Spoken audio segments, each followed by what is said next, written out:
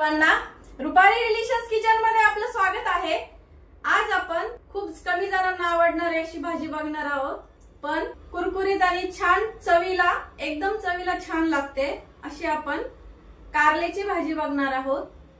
पण हे कारलं अजिबात कडू लागत नाही, तुम्ही करून बघा, मी करते त्या पद्धतीने, अजिबात कडू होत नाहीये, कारलं छान लागतं। आणि आता चला बघूया, मग साहित्य बघूया आणि रेसिपीकडे वळूया। पाव किलो छोटे कारली घेतली आहे, इथं छोटी छोटी असतात ही, कोथिंबीर, जिरा, धना पावडर, हा आमचा घरगुती लाल मसाला, हळद, लसूण, चवीपुरतं मीठ आणि भाजी अजिबात कडू होत नाही। तर चला आता आपण आधी कारले कट करून घेणार आहे। कारले कट करणार आहे तोपर्यंत इथं आधी पाणी गरम करायला ठेवायचं आहे, त्यामध्ये 2 चमचे मीठ टाकून घ्यायचं आणि शेंगदाणे, कच्चे शेंगदाणे घ्यायचे आणि शेंगदाण्याचा कूट करून घ्यायचा आहे ओबड दोबड, खूप असा जास्त बारीक कूट करायचा नाही आपल्याला, इथं एकदम ओबड दोबड करायचा आहे, त्यामुळे कारले एकदम असे कुरकुरीत आणि छान लागतात खायला। 1 चमचावर तेल टाकायचं आहे। आता आपण कारले कट करून घेणार आहे, कारल्याच्या दोन्ही साइड काढून टाकायच्या आणि फक्त 2 तुकडे करते मी, माझे छोटे छोटे कारले माझ्याकडे म्हणून। यातलं जे बी आहे हे आपण बटाटे शिलायचं जे शिलर असतं त्याच्याने आपण ते काढून घेऊ शकतो, आणि इझी पडतं, असं काढून घ्यायचं पूर्ण बी। तुम्हाला बी आवडत असेल तर तुम्ही ठेवू पण शकता। याचप्रमाणे मी सर्व कारली कट करून घेते। आता याप्रमाणे कारली अशी सर्व मी कट करून घेतली आहे, बघू शकता, सर्व बी काढून टाकायचं शिजायला टाकायच्या आधी, आणि धुवून घेतली मी एका पाण्याने आणखीन कट केल्यावरती। आपल्या पाण्याला इथं उकळी पण आली आहे, आता या उकळीमध्ये कारले सोडून द्यायचे। कारलं शिजताना कधीच झाकण ठेवायचं नाही, त्याची जी कडू वाफ असते ती अशी झाकण न ठेवता जाऊ द्यायची, म्हणजे आपलं कारलं अजिबात कडू लागत नाही खाताना। तुम्ही नक्की ही ट्रिक ट्राय करा, त्यामुळे कारलं अजिबात कडू लागत नाही।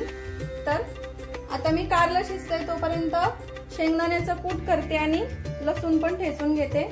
10 मिनिटं लागतात फक्त कारलं शिजण्यासाठी, 10 ते 15 मिनिटं। तर मग चला पुढची प्रोसेस करूया। कारलं आपलं छान शिजलंय, आता बघू शकता। गॅस बंद करते आणि आपल्याला हे एका ताटामध्ये काढून घ्यायचंय। शेंगदाणे असे बारीक करून घेतले, त्यातच आता लसूण ठेचून घ्यायचंय आपल्याला, आणि हा आमचा घरगुती लाल मसाला, हा मी 1.5 चमचा टाकते, तुम्ही कमी अधिक करू शकता।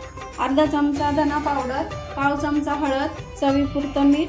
मीठ थोडं कमी टाकायचं, कारण आपण कारले शिजताना भरपूर मीठ टाकलेलं असतं, त्यामुळे मसाल्यामध्ये थोडं मीठ कमी टाकायचं। आता एकच चक्कर फिरून घेणार आहे मिक्सरला, खूप जास्त बारीक करायचे नाही आपल्याला शेंगदाणे आणि लसूण वगैरे।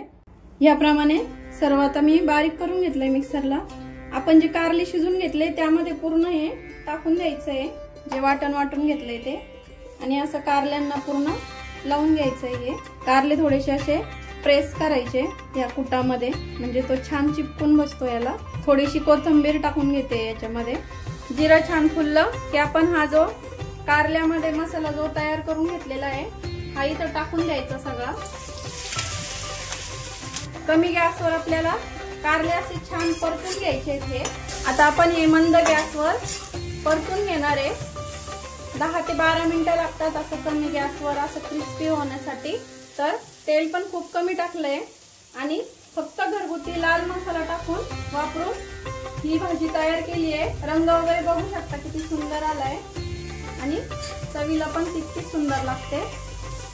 आपण याच्यावर झाकण ठेवणार नाही, अजिबात झाकण ठेवायचं नाही कारल्याच्या भाजीवर, म्हणजे ते कडू लागत नाही, आणि झाकण ठेवल्यामुळे शेंगदाणे पण मऊ पडतात, अशी क्रिस्पी लागत नाही, त्यामुळे झाकण न ठेवताच आपल्याला छान परतून घ्यायची आहे 10 ते 12 मिनिटं, आणि अधूनमधून सारखी आपल्याला मिक्स करायची 2 ते 3 मिनिटांनी, म्हणजे सर्व बाजूने कारले अशी छान क्रिस्पी होतील सगळ्यात शेवटी।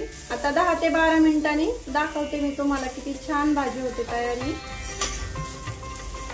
बघू शकता किती छान असं क्रिस्पी तयार झालंय, आणि शेंगदाणे भाजून न घेण्याचं कारण म्हणजे हेच की आपण जेव्हा मसाला कारल्याला लावतो आणि असा परतून घेतो तेव्हा आपोआपच शेंगदाणे भाजून निघतात, त्यामुळे शेंगदाणे भाजून घ्यायचे नाही, नाहीतर शेंगदाणे भाजलेले घेतले तर ते नंतर असे करपलेले लागतात, अशी छान टेस्ट लागत नाही। आता आपली भाजी खाण्यासाठी एकदम तयार आहे। सगळ्यात शेवटी मस्त हिरवीगार अशी कोथिंबीर। गॅस बंद केलाय, आता गॅस बंद केलाय मी इथं। कारलीची भाजी न खाणारी आवडीने खातील अशी आपली तयार झालेली आहे। तर रेसिपी नक्की ट्राय करा।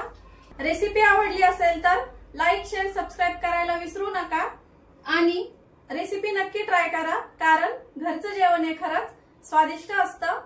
अशाच नवीन छान छान रेसिपींसोबत पुन्हा भेटूया, तोपर्यंत बाय बाय।